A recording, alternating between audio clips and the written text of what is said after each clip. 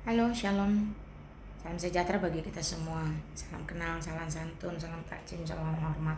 Assalamualaikum warahmatullahi wabarakatuh. Terima kasih ya sudah peduli dengan viti-viti saya. Ada satu komen dari Cut Marlena. Izin jawab ya, Cut. Bagaimana dengan isinya? Mana yang lebih bermartabat? Tolong dijawab Mak Lina. Thank you udah tanya. Karena kamu tanya ke saya yang mantan Islam, artinya saya pernah ada di dua tempat, gelap dan terang. Maka secara sederhana atau singkat saya bisa katakan tentu yang jauh lebih tinggi martabatnya, tidak bisa dibantah oleh hukum dunia manapun, standar moral manapun dan lain-lain ya. Dan jadi satu-satunya sumber kebenaran dan kehidupan adalah Alkitab. Mau bukti? Saya kan pernah Islam nih, pernah belajar Al-Quran, pernah tahu isi Al-Quran, paling tidak sedikit lah. Nah, ketika saya keluar, hijrah, lalu masuk ke dalam terang Kristus, saya membaca isi Alkitab. Maka itu akan terlihat seperti langit dan bumi. Nah, Alkitab itu kualitas langit, kualitas sorga. Al-Quran itu kualitas bumi, kualitas dunia berdosa. Maka martabatnya jauh di atas ya, ini di bawah, rendah sekali seperti itu. Karena kamu bertanya maka saya menjawab. Sebagai mantan Islam saya harus jujur, karena sekarang saya sudah Kristen. Ya katakan ya tidak, katakan tidak. Kalau tidak bermartabat harus katakan tidak bermartabat, bukan menghujat. Saya hanya menggunakan hak jawab saya. Mau tahu bukti? Contoh ya, di dalam surah An-Nisa, teman-teman boleh cek nomor 15 kah atau nomor 34 kah. Di situ istri begitu rendah, boleh dipukul, boleh dikurung, bahkan sampai meninggal dunia. Ya itu terjemahan lah ya, jelas. Karena nggak mungkin dong kamu ngomong-ngomong bahasa Arab tapi nggak tahu artinya, percuma. Nah setelah diterjemahkan ternyata hasilnya begitu. Apakah itu bermartabat merendahkan istri, memukul istri, menganiaya istri? Bermartabatkah itu? Ajaran seperti apa seperti itu? Kamu tahu nggak, setiap istri-istri, setiap perempuan-perempuan itu berasal dari orang tua, ada papa mamanya. Kamu pikir itu papa mama itu orang tua melahirkan anak perempuan setengah mati, dibesarin, disekolahin, dibiayain, terlihat cantik, terlihat enak ya. Kamu ketemu udah gede, tinggal menikmati, tinggal pakai, ngasih makan gak seberapa, lalu kamu gebukin. Kamu pikir orang tua itu melahirkan perempuan-perempuan itu, anak-anak perempuan itu untuk diperlakukan seperti itu? Kamu pikir, hah? Ya seperti itu. Terus andai kamu sendiri punya anak perempuan kemudian kelak diperlakukan hal yang sama, kamu pikir kamu juga nyaman gitu? Nah itu bedanya ya. Tetapi di dalam Alkitab itu jelas, Kejadian pasal 1 ayat 26, Allah menciptakan manusia itu hanya dua gender, laki-laki dan perempuan, yang diwakilkan oleh Adam dan Hawa kala itu. Seturut, serupa, segambar dengan Allah. Jadi memiliki nilai yang tinggi, nilai yang sama, human value-nya itu jelas. Jadi tidak bisa sembarangan ya. Demikian di dalam ayat yang ke-28 juga. Itu Allah berfirman dan memberkati mereka. Tidak tertulis di sana Allah hanya memberkati laki-laki, tetapi mereka di situ juga adalah laki-laki dan perempuan yang diwakilkan oleh Adam dan Hawa. Bayangkan, sama-sama mendapat berkat, sama-sama menerima firman yang nyata. Beranak cucu penuhilah bumi. Jadi setara. Ya, nggak ada itu wanita dijadikan ladang syahwat. Istrimu seperti ladang yang bisa kau cocok tanami dari berbagai arah. Kalau istri disamakan dengan ladang yang adalah tanah, kalau unsur hara ladang itu nggak ada, kamu cari ladang baru kan? Betul. Istri seperti kuda yang harus siap ditunggangi kapanpun 24 jam. Lah, kalau kudanya terplecok, kakinya patah, kamu cari kuda baru gitu. Betapa rendahnya perempuan di sana ya. Jadi kalau kamu tanya mana yang paling bermartabat, mana yang lebih bermartabat, jelas Alkitab, satu-satunya sumber kebenaran dan kehidupan.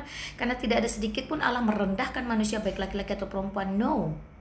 Itu clear ya, itu sangat clear. Dan ini salah satu ajaran yang mendorong saya keluar dari Islam untuk mengikut Kristus, karena ajaran Kristus yang termaktub di dalam Alkitab itu sungguh luar biasa kudusnya ajaran itu, sehingga tidak bisa terbantahkan. Luar biasa penuh kasihnya, luar biasa penuh keadilannya, penuh kebenarannya, dan penuh kebaikannya. Iya dong. Nih saya kasih contoh lagi deh kalau kamu nggak yakin ya. Di dalam surah Maryam nomor 71, jelas dikatakan di sana, semua Islam, semua Muslim itu akan masuk neraka. Lah ngapain susah payah? Ngapain susah payah? Jalanin ritual, bacain rapalan, kayak mantra, pagi, sore, siang, malam, jodotin jidat, ujung-ujungnya masuk neraka. Ngapain? Padahal di dalam Yohanes 3 ayat 16 jelas diperkatakan, Allah begitu mengasihi dunia sehingga ia mengaruniakan putranya yang tunggal, supaya setiap orang yang percaya itu tidak binasa. Perhatikan, tidak binasa, melainkan beroleh hidup yang kekal. Wow, keren ya. Banyak ayat-ayat yang mengatakan kuasa Kristus, jaminan dari Kristus bahwa Dia adalah Allah, Dia adalah Tuhan, Dia adalah juru selamat yang sanggup melimpahkan keselamatan bagimu.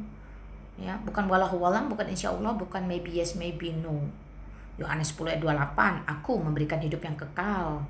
Jadi tidak ada orang yang percaya Yesus Kristus itu dengan seluruh aspek kehidupannya berkiblat kepada Kristus itu akan binasa. Enggak. Yesus sendiri yang menjamin, aku memberikan hidup yang kekal supaya mereka tidak binasa sampai selama-lamanya dan tidak ada satupun yang bisa merebut dari tanganku. Nah, luar biasa bukan?